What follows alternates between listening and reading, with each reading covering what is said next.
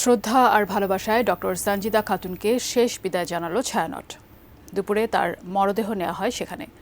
শেষবারের মতো তাকে দেখতে সকাল থেকেই ছায়ানট ভবনে আসতে শুরু করেন সঙ্গীতপ্রেমীরা। পরে ঢাকা বিশ্ববিদ্যালয় ও কেন্দ্রীয় শহীদ মিনারে সর্বস্তরের মানুষ তার প্রতি শ্রদ্ধা জানান।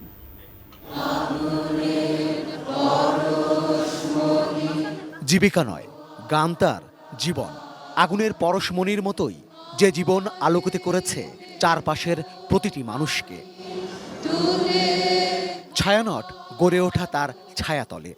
বুধবার সকালে শেষবারের মতো সেখানে এলেন দেশের সংস্কৃতি অঙ্গনের অগ্রণী ব্যক্তিত্ব, সঙ্গীতজ্ঞ ও ছায়ানটের অন্যতম প্রতিষ্ঠাতা সঞ্জিদা খাতুন।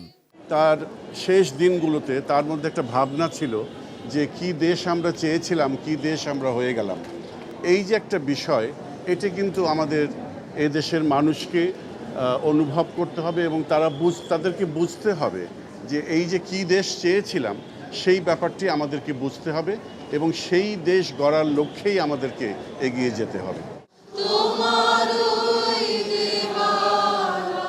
সঞ্জিদা খাতুনকে শেষবারের মতো দেখতে সকাল থেকেই ছায়ানট ভবনে সঙ্গীতপ্রেমী সহ নানা অঙ্গনের মানুষ। রবীন্দ্রসঙ্গীতের সুরের আবহ, শ্রদ্ধার ফুল সঞ্জিদা খাতুনের মরদেহ রাখার বেদিতে।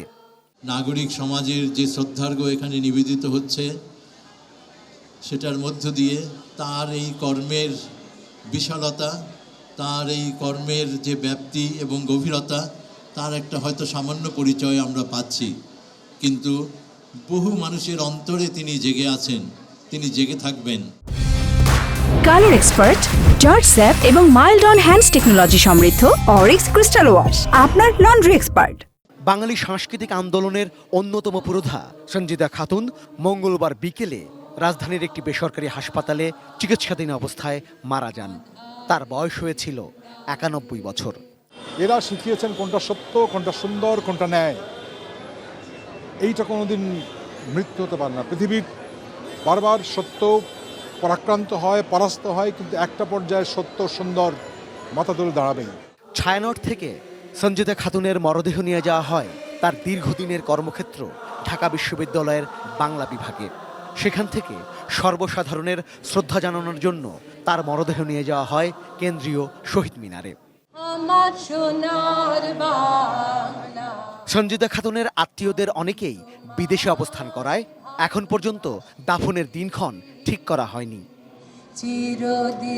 রেজওয়ান ফয়েজ, 18 নিউজ, ঢাকা।